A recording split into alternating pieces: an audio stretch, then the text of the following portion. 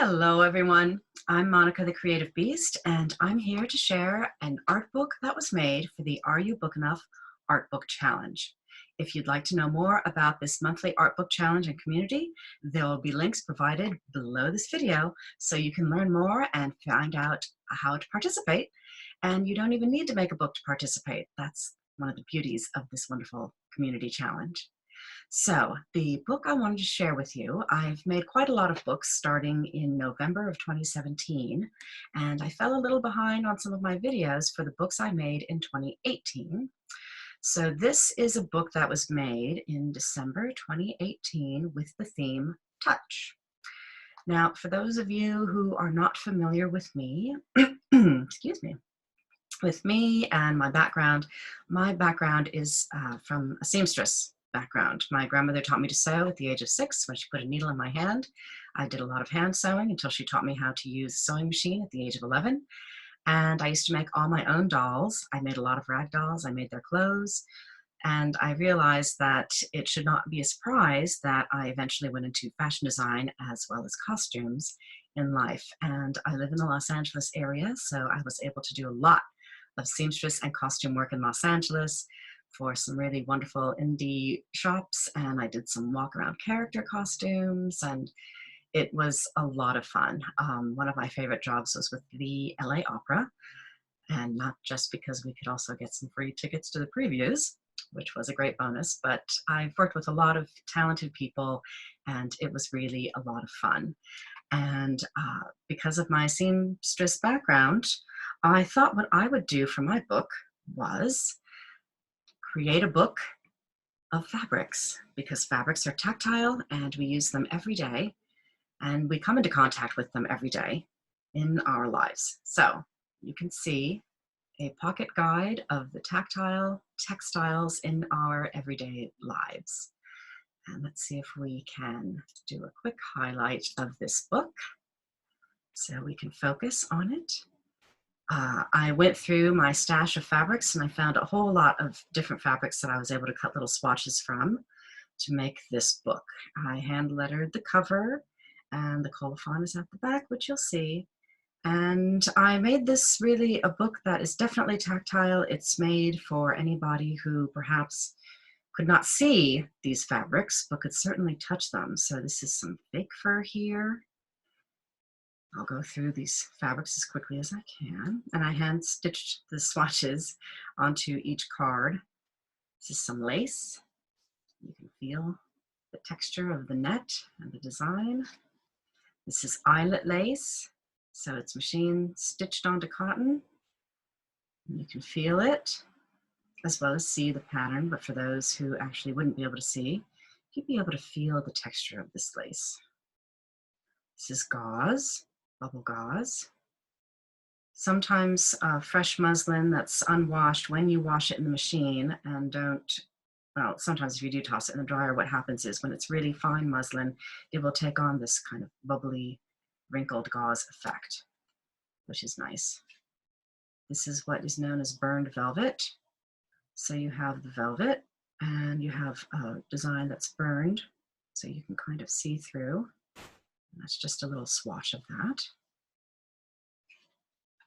This is some really nice organza. It's got a little bit of metallic, so it sometimes shimmers in the light. It's very pretty. Some satin. Nice, smooth, shiny satin. I guess that got a little mixed up in the pages, so it's a little wrinkled. I'll have to make sure that's lying flat. This is some silk jacquard, and what that means is a design has been woven into the fabric, into the weave, so you will see it on the back side as well as on the front side. The silk is really lovely. It's a nice fabric to work with when it's plain silk. The satin ones are really tricky. This is more raw silk. Not sure if you'll be able to see it, but you can kind of see a few slubby, nubby lines, some little knobs that are part of the weave. So not all the threads are even when this fabric is woven. This is a swatch of hemp fabric. It's very much like linen, but softer. This is a natural color. You can see the naturalness. Some of it's thicker, some of it's thinner in places, so it creates a nice texture when it's woven together. It's a great fabric. I really liked working with it. I'm glad I had a scrap or two. This is canvas twill, often seen in denim, jeans, tote bags. It's twill because you can kind of make out this diagonal pattern. It's the way it's woven, and some of the threads are twisted as they are woven. So it makes that kind of diagonal pattern. It's thick and durable, which is why it's made for jeans and tote bags. This is some nice linen, almost handkerchief linen, in a really pretty crimson color. It's one of my favorite colors. This is a cotton velveteen. This is an upholstery scrap. You can see there's a pattern happening here. It's nice and soft. Ooh, I love it. This is a corduroy fabric, and it's actually a stretch corduroy, so it stretches nicely. So it'd be great for a pair of pants, so you have some ease in it. It's a nice color combination with some burgundy, some gold and black on a tan background. This is fabric I actually haven't worked with yet, so I'm trying to decide what to do with it. Maybe some pants or a skirt, I'm not sure. This is a nice wool, and it's a plaid. I loved the dark green and crimson with the gold. My last name is an Irish name, and I believe this is part of the tartan family that goes with the last name.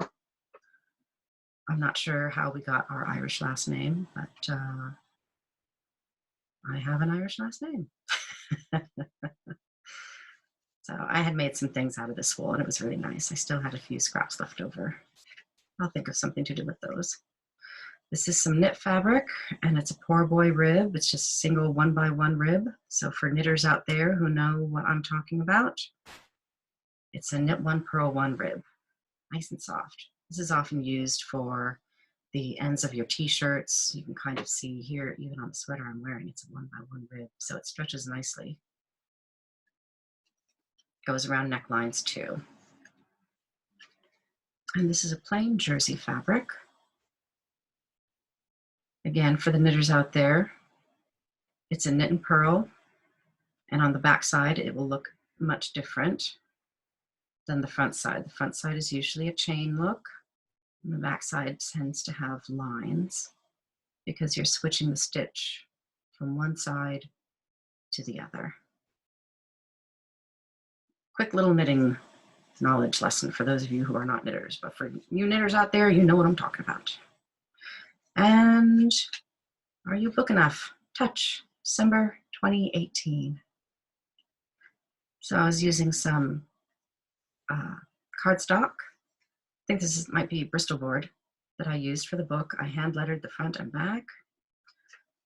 I made some extra little tabs, so it would be like a hole punch, and it would be able to take some wear and tear of people going through each card, each sample in the book. And then I thought I would tie it up with some nice tactile things. So there's some muslin, torn strips of muslin here. This is cotton web. It's a sort of ribbon. You might find it in your hoodies or around the waistband of your workout pants, and sometimes it might be a drawstring for a tote bag, and it can be a lot of different widths, so you might actually see it really wide, like up to 2 inches wide for tote bag handles. And this here is some nice slubby cotton yarn that I've used to knit with. I might have dyed some little samples of it too here and there. So these are all cottons in different textures. So it kind of adds to the tactile nature of the book.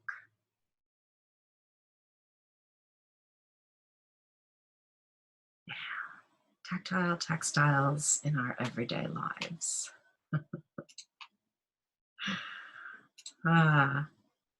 So that was my book made for the December theme of Touch in 2018. I had a lot of fun making that book. I had a lot of fun going through my scraps, my fabrics. I started realizing and rediscovering some things that I had that I'll have to start working with sometime soon. So thanks so much for watching my video. I hope you enjoyed seeing this book. And if you liked this video, then feel free to subscribe and turn on notifications so when I make some more videos, you will be notified when they are ready to be viewed and you can see more of my art books that I've made. I'll also be sharing some art journals. I do e-courses and some of them are book art based, and all of that information can be found down below this video with lots of links too. Thanks so much for being here.